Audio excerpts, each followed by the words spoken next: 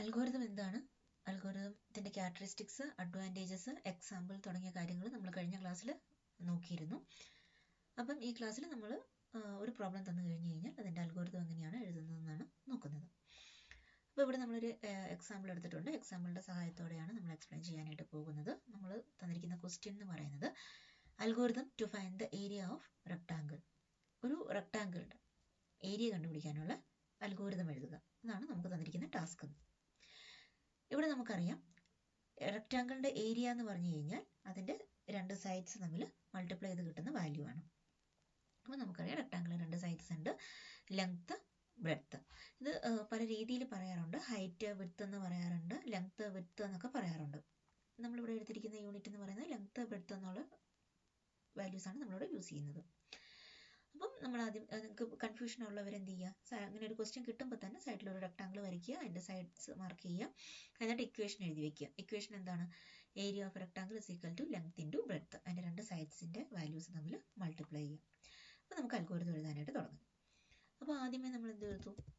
Step 1 നമ്മൾ എപ്പോഴും എന്തായിട്ടായിരിക്കും എഴുതുക? സ്റ്റാർട്ട്. അതായത് അൽഗോരിതം തുടങ്ങുന്നു എന്ന് കാണിക്കാൻ വേണ്ടിയിട്ട് നമ്മൾ സ്റ്റാർട്ട് എന്ന് എഴുതി. അടുത്തത് സ്റ്റെപ്പ് 2. ആദ്യമായിട്ട് എന്താണ് വേണ്ടത്?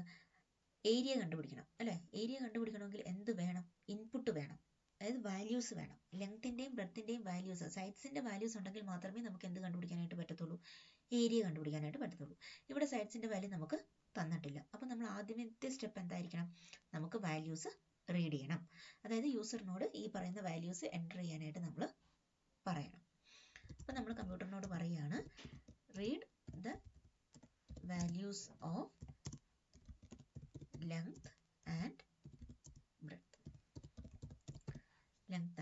ബ്രെഡ്ത്ത് എന്ന് പറഞ്ഞു. അപ്പോൾ നമുക്ക് എന്ത് കിട്ടി? വാല്യൂസ് കിട്ടി. യൂസർ ഏതെങ്കിലും രണ്ട് വാല്യൂ എൻ്റർ ചെയ്ത് കൊടുക്കും. 10, 15 എന്നോ പറഞ്ഞുകൊണ്ട് ഏതെങ്കിലും രണ്ട് വാല്യൂസ് എൻ്റർ ചെയ്ത് കൊടുക്കും. അവർക്ക് ആവശ്യത്തിന് അനുസരിച്ചിട്ടുള്ള വാല്യൂസ് എൻ്റർ ചെയ്ത് കൊടുക്കുന്നുണ്ട്. അത് കഴിഞ്ഞ് കഴിയുമ്പോൾ നമ്മൾ എന്ത് ചെയ്തു? നമുക്ക് വേറെ ഒന്നിൻ്റെ ആവശ്യമില്ല. ഏരിയ കണ്ടുപിടിക്കണമെങ്കിൽ രണ്ട് സൈഡ്സിൻ്റെ വാല്യൂസ് മാത്രമേ ആവശ്യമുള്ളൂ. അത് രണ്ടും നമ്മുടെ കയ്യിൽ കിട്ടിയിട്ടുണ്ട്. ഇനി അടുത്ത് നമ്മൾ എന്ത് ചെയ്യുക? ഏരിയ കണ്ടുപിടിക്കുക. Area is equal to length multiply ആണ് അല്ലേ? Length into breadth. അപ്പം നമ്മൾ അതും ചെയ്ത് കഴിഞ്ഞു, ഏരിയയും കണ്ടുപിടിച്ച് കഴിഞ്ഞു. ഇനി എന്ത് ചെയ്യണം? നമ്മുടെ കയ്യിൽ കിടക്കുന്ന വാല്യൂ നമ്മൾ എന്ത് ചെയ്യണം? ഡിസ്പ്ലേ ചെയ്ത് കാണിക്കണം, അല്ലെങ്കിൽ യൂസറിന് കൊടുക്കണം. അപ്പം നമുക്ക് പ്രിന്റ് എന്നോ ഡിസ്പ്ലേ എന്നോ എന്ത് വേണമെങ്കിലും എഴുതാം.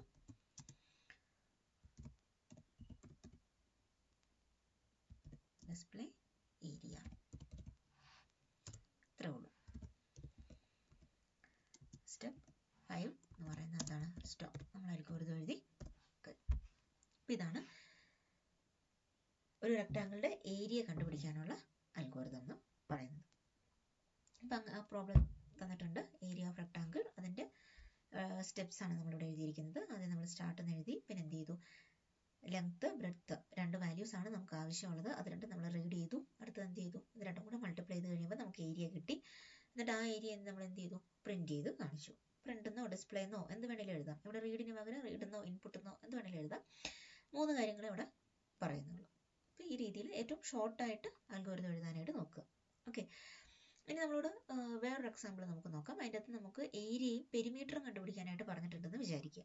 അപ്പോൾ ഏരിയയും പെരിമീറ്ററും കണ്ടുപിടിക്കാനായിട്ട് പറഞ്ഞിട്ടുണ്ടെങ്കിൽ പെരിമീറ്ററിൻ്റെ രണ്ടും നമുക്ക് ഒരേ സ്റ്റെപ്പിൽ തന്നെ എഴുതാവുന്നതേ ഉള്ളൂ. അപ്പോൾ ഇവിടെ ഏരിയയും പെരിമീറ്ററും ഒറ്റ ക്വസ്റ്റ്യനിൽ തന്നെ ചോദിച്ചിരിക്കുകയാണ്. ഏരിയയും പെരിമീറ്ററും വേറെ നമുക്കൊന്നും ചെയ്യാനില്ല. അക്സെപ്റ്റ്, റീഡ്, അതാ ഞാൻ പറഞ്ഞ എങ്ങനെ വേണമെങ്കിലും എഴുതാം. Length and breadth. അടുത്ത സ്റ്റെപ്പിൽ നമ്മൾ എന്ത് കണ്ടുപിടിച്ചു? Area is equal to length into breadth.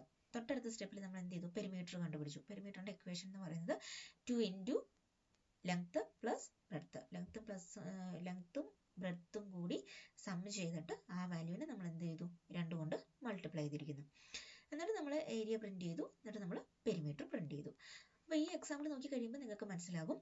Calculate the area of rectangle with formula എന്നൊക്കെ പറഞ്ഞ് കുറച്ച് ഡീറ്റെയിൽഡ് ആയിട്ട് തന്നെ എഴുതിയിട്ടുണ്ട്. അങ്ങനെ എഴുതാൻ പറ്റുന്നവരുണ്ടെങ്കിൽ അങ്ങനെ എഴുതുക. പക്ഷെ അത് നിർബന്ധമൊന്നുമില്ല. അൽഗോരിതത്തിൽ അങ്ങനെ വിശദമായിട്ടെല്ലാം നിരത്തി പിടിച്ച് അങ്ങ് എഴുതണമെന്ന് നിർബന്ധമൊന്നുമില്ല. നമ്മൾ കുറച്ച് മുന്നേ കണ്ട പോലെ ഇക്വേഷൻസ് മാത്രം കൊടുത്തിട്ട് ഷോർട്ടായിട്ട് വേണമെങ്കിൽ നമുക്ക് എഴുതാം. നമ്മൾ ചെയ്യുന്നത് ഇത്രയേ ഉള്ളൂ. ഈ വാല്യൂസ് ഇൻപുട്ട് ചെയ്യുന്നു, അതിനെ പ്രോസസ്സ് ചെയ്യുന്നു, അതിനെ ഔട്ട്പുട്ട് ചെയ്യുന്നു. ഈ 3 കാര്യങ്ങളാണ് നമ്മൾ മെയിനായിട്ട് ശ്രദ്ധിക്കേണ്ടത്. ഇൻപുട്ട് ഉണ്ടെങ്കിൽ ആ ഇൻപുട്ടിനെ റീഡ് ചെയ്യുക, എന്നിട്ട് പ്രോസസ്സ്. അതായത് നമ്മളോട് എന്താണോ കണ്ടുപിടിക്കാൻ പറഞ്ഞിരിക്കുന്നത് ആ കാര്യം നമ്മൾ ചെയ്യുക.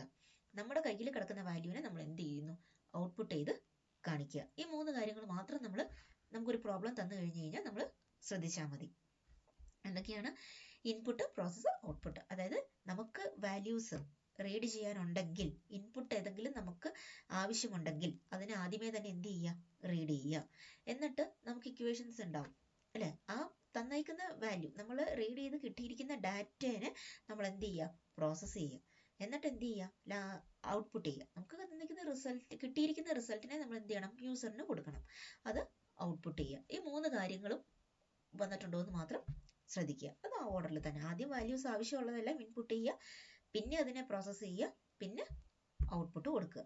അപ്പം ഒറ്റ ക്വസ്റ്റ്യനിൽ തന്നെ, ഇപ്പം ആദ്യം നമ്മൾ ചെയ്തില്ല, നമ്മളോട് ഏരിയ മാത്രമേ ചോദിച്ചിട്ടുണ്ടായിരുന്നുള്ളൂ. അപ്പം നമുക്ക് വേറെ ഒന്നും ചെയ്യാനില്ല, വാല്യൂസ് നമ്മൾ റീഡ് ചെയ്തു. ഇതാണ് നമ്മുടെ ഇൻപുട്ട് എന്ന് പറയുന്ന step. Read the values of length and breadth. ഇതാണ് നമ്മുടെ ഇൻപുട്ട്. ഈ സ്റ്റെപ്പാണ് നമ്മുടെ പ്രോസസ്സായിട്ട് വരുന്നത്, പ്രോസസ്സിംഗ് സ്റ്റെപ്പ് എന്ന് പറയുന്നത്. അടുത്ത സ്റ്റെപ്പ് എന്താണ്, ഔട്ട്പുട്ട്. അപ്പം 3 കാര്യങ്ങളോടെ വന്നിട്ടുണ്ട്, ഇൻപുട്ട്, പ്രോസസ്, ഔട്ട്പുട്ട്. ഈ 3 കാര്യങ്ങൾ മാത്രം ശ്രദ്ധിക്കുകയാണെങ്കിൽ ഈസി ആയിട്ട് അൽഗോരിതം എഴുതാനായിട്ട് പറ്റും. ഈ തന്നിരിക്കുന്ന ക്വസ്റ്റ്യനിൽ ഒരൊറ്റ പ്രോബ്ലം മാത്രമേ പറയുന്നുള്ളൂ അല്ലെ, ഏരിയ ഇസ് ഈക്വൽ ടു ലെങ്ത്തിന്റെ ബ്രെഡ്ത്ത്. ഒറ്റ കാര്യം മാത്രമേ കണ്ടുപിടിക്കാനായിട്ട് പറയുന്നുള്ളൂ. പക്ഷെ അങ്ങനെ ആയിരിക്കില്ല, ചിലപ്പോൾ ഒന്നിൽ കൂടുതൽ കാര്യങ്ങൾ കണ്ടുപിടിക്കാനും നമ്മളോട് പറയാം. ഇപ്പൊ ഇവിടെ കണ്ടോ, ഏരിയ, പെരിമീറ്റർ, 2 കാര്യങ്ങളാണ് നമ്മളോട് ചോദിച്ചിരിക്കുന്നത്. പക്ഷെ ഇത് 2 കണ്ടുപിടിക്കാനും നമുക്ക് എന്ത് മതി, ലെങ്ത്തും ബ്രെഡ്ത്തും മാത്രം മതി. മാത്രം ഉപയോഗിച്ച് നമുക്ക് എന്ത് കണ്ടുപിടിക്കാം, ഏരിയയും പെരിമീറ്ററും കണ്ടുപിടിക്കാം. അപ്പോൾ ഒരു സ്റ്റെപ്പിൽ നമ്മൾ എന്ത് എഴുതുക, ഏരിയ കണ്ടുപിടിക്കാനുള്ള ഫോർമുല എഴുതുക.